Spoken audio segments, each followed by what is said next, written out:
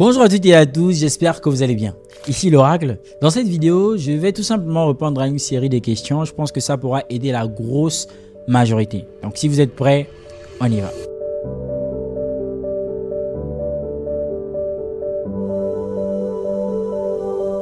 Tout d'abord, il est important de notifier qu'il existe en trading des points principaux. Et à mon humble avis, ce sont même les points que l'on devrait beaucoup mettre en évidence en y allant en profondeur. Parce que tout ce qui va suivre par la suite, en général, moi j'appelle ça du bruit. La première chose, c'est la tendance de marché. La seconde étant la liquidité. La troisième chose, tout simplement, les zones d'intervention. Et enfin, tout ce qui sera en rapport avec la psychologie. Maintenant, quand le marché a déjà une direction, il a déjà pris une liquidité, en général, il va s'appuyer sur quelque chose pour pouvoir continuer son mouvement. Et aujourd'hui, cette chose, c'est ce que l'on appelle tout simplement la zone. Qu'il s'agisse d'une supply ou encore d'une demand, il faut bien comprendre qu'il n'y a qu'une seule et vraie potentielle zone qui pourra faire réagir le prix. Compte tenu de l'importance que ça représente, parce que dans cette zone, il y aura très certainement une concentration d'ordre institutionnel, il est important de noter que cette zone ne se choisit pas au hasard. Il faut ce que j'appelle des critères de sélection. Et une fois on a compris ces critères de sélection que par exemple moi dans ma stratégie j'applique, on aura potentiellement une haute probabilité en ce qui concerne la réaction du prix dans celle-ci. Maintenant, ce qui constitue moi les critères sur lesquels je vais m'appuyer pour tout simplement sélectionner une zone, ça va différer d'un trader à un autre. Moi aujourd'hui j'ai plusieurs critères que je véhicule dans mon processus d'apprentissage, dans ma formation, qui vont potentiellement être différents que celles que vont utiliser d'autres traders. Et donc une fois j'ai tous mes critères, là je peux identifier X sur X zone comme étant une zone à haute probabilité. Bien évidemment ce sera toujours conformément à mon plan, en l'occurrence ma stratégie.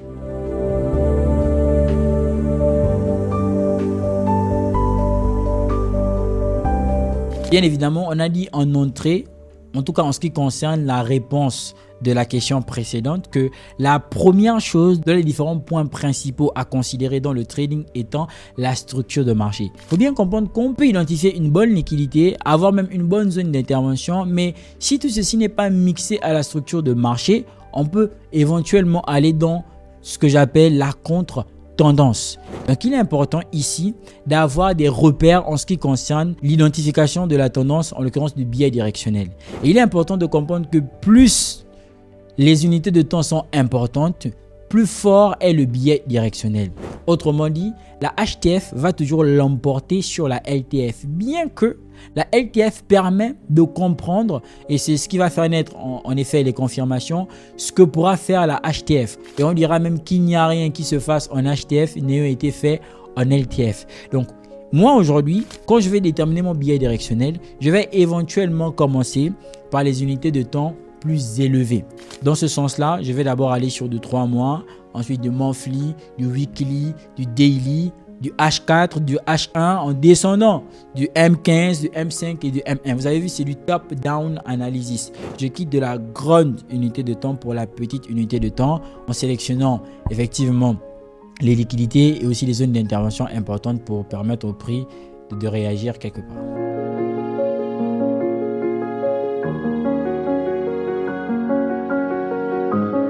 Alors, il faut déjà comprendre que la peur en trading est liée à beaucoup de choses.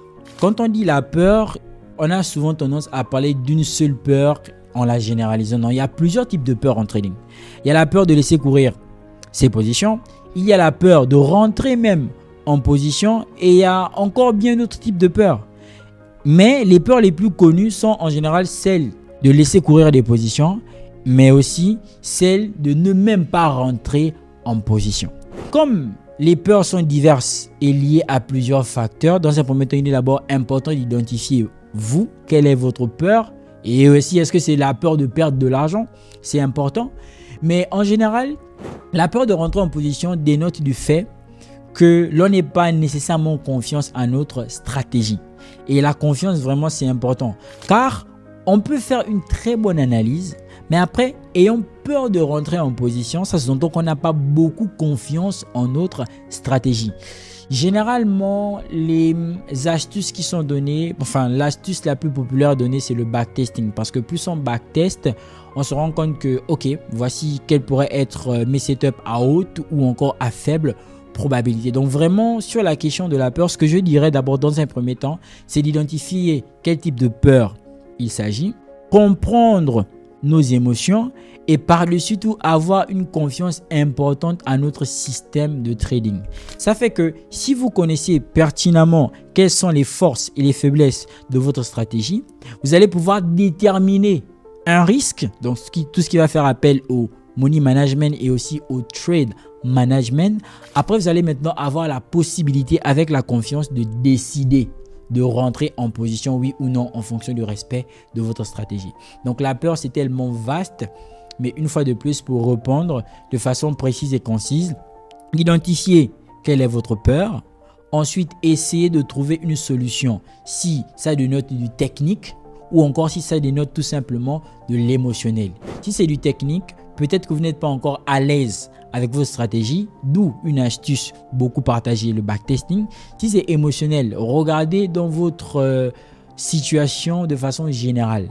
Est-ce que vous êtes prêt à prendre ce risque? Est-ce que vous êtes déjà même dans une certaine stabilité financière avant même de vous lancer dans le trading? Ou est-ce que vous partez dans le trading en aventure pour espérer faire bonne fortune? Si c'est en aventure, c'est sûr que vous allez avoir forcément peur de rentrer en position. Vous n'allez pas être stable dans vos prises de décision parce qu'il y aura toujours l'émotionnel qui va primer sur le rationnel. Alors qu'en trading, il faut être rationnel. Les institutions utilisent des algorithmes, des robots de trading, alors que ces robots-là ne sont pas émotionnels. Ceux-ci sont tout simplement rationnels. Donc, voici la réponse à cette question.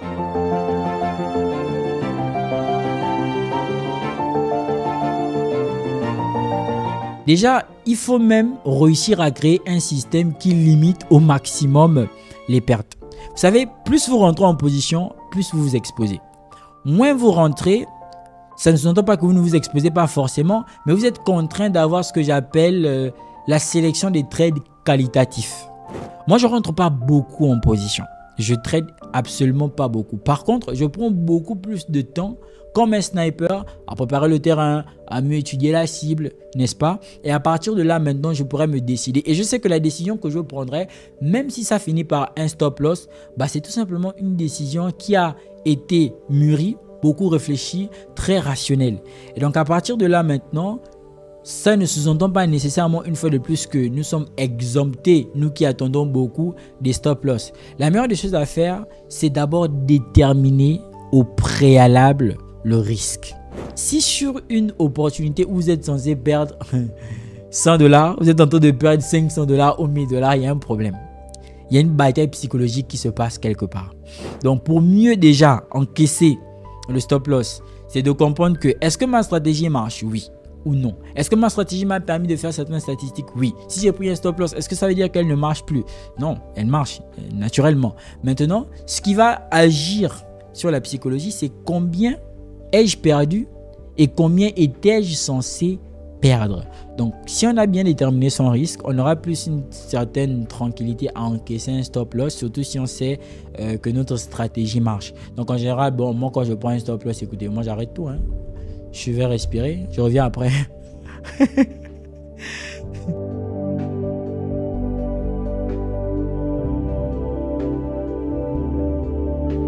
Déjà, pour faire du trading, il faut être beaucoup courageux. Il faut avoir confiance en soi. Maintenant, on peut avoir confiance en soi et avoir une stratégie qui ne marche pas. C'est un peu comme le paradoxe avec le fait qu'on peut avoir un gros compte, mais on a une stratégie qui ne marche pas. On peut avoir une stratégie qui marche, on a un petit compte.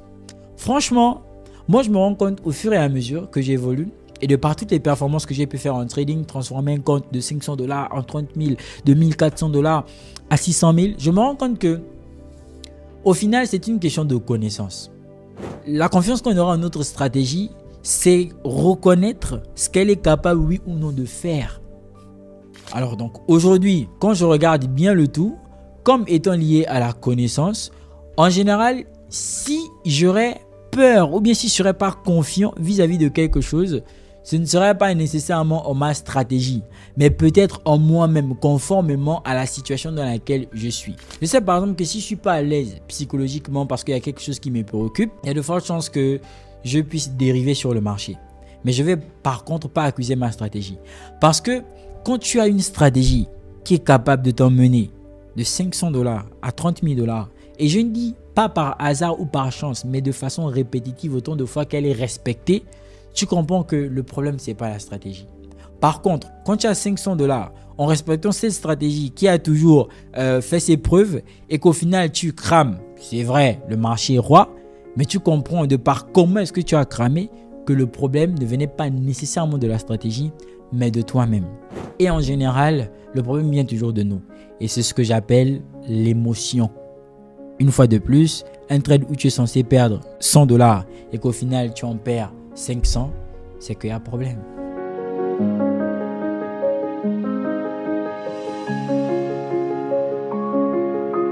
En ce qui concerne la gestion de risque par trade, il faut déjà savoir que je ne m'expose pas beaucoup. Pour ceux qui ont pu regarder mes interventions dans le marché, vous avez vu que j'essaie au maximum d'avoir des entrées précises. Je travaille ma précision tout le temps. Pourquoi? Parce que je pars du principe où je vais miser peu. Ça me permet de mieux gérer au niveau psychologique. Ça me permet de mieux encaisser, effectivement, si ça se solde en stop loss, pour gagner beaucoup. En l'occurrence, je vais généralement avoir un stop loss de maximum 15 pips. Maximum 15 pips. Ça, c'est longtemps que je peux me trouver sur une opportunité de 1 pour 50 ou encore 1 pour 100. Alors qu'en réalité, je ne suis qu'un maximum sur une mise de 100 $. Pour moi, c'est ce qui fait du sens et à plusieurs reprises sur la chaîne YouTube, je vous ai déjà montré ce genre de performance-là.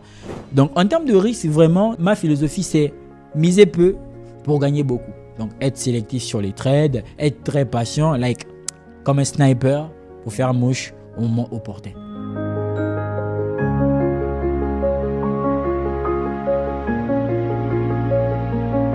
Moi, je suis très impatient de nature. J'aime pas attendre.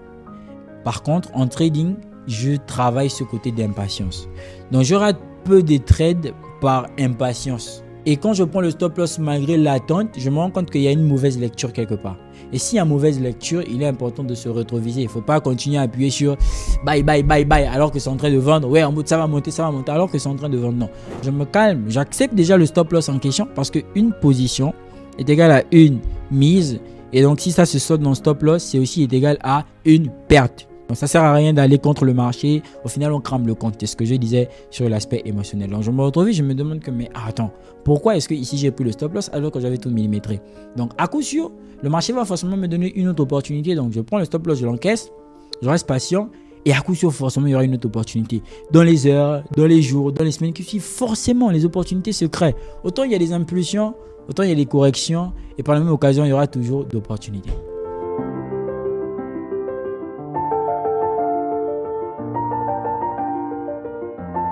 Alors, je ne trade pas nécessairement les kill zones, mais je prépare mes setups bien avant les kill zones. Ça veut dire que je ne vais pas faire comme certains qui vont uniquement trader la session de New York. En mode, ils se connectent, ils ne tradent que la session de New York. Moi, je trouve ça limitatif. Et si j'ai une opportunité à la session de Londres ou même à la session asiatique, par exemple sur l'or ou le Bitcoin, qui respecte ma stratégie, est-ce que je ne prends pas l'opportunité parce que je dois attendre la session de New York, qui part tout simplement parce que c'est le BTC contre le dollar et que c'est plus pendant la session de New York que j'aurai la volatilité? Non. Au même titre que les annonces économiques, pour moi, les kill zones sont considérés comme étant les propulseurs de setup.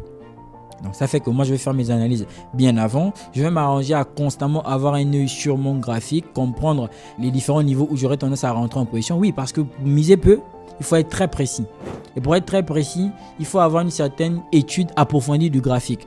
Alors donc ça fait que je ne partage même pas nécessairement l'avis des personnes qui disent « Ouais, il faut seulement passer 30 minutes sur ton graphique. » Non, on passe le temps qu'on a sur son graphique en fonction de nos exigences. Si j'ai besoin d'être précis, je vais prendre du temps dans les analyses. Je vais être très minutieux. Alors si je veux juste rentrer en position, avoir un gros stop loss, c'est sûr, je fais ça vite fait. Mais donc, moi, je prépare mes trades à l'avance. J'essaie constamment de les actualiser. Donc, kill zone ou pas kill zone, j'ai toujours un œil sur le graphique. J'espère que ces questions ont pu aider la grosse majorité. J'espère que ça a pu orienter. C'est toujours un réel plaisir. N'oubliez pas de liker, commenter, partager. C'était l'Oracle. Faut qu'on coupe la vidéo parce que j'ai des trades en cours. Allez, peace out.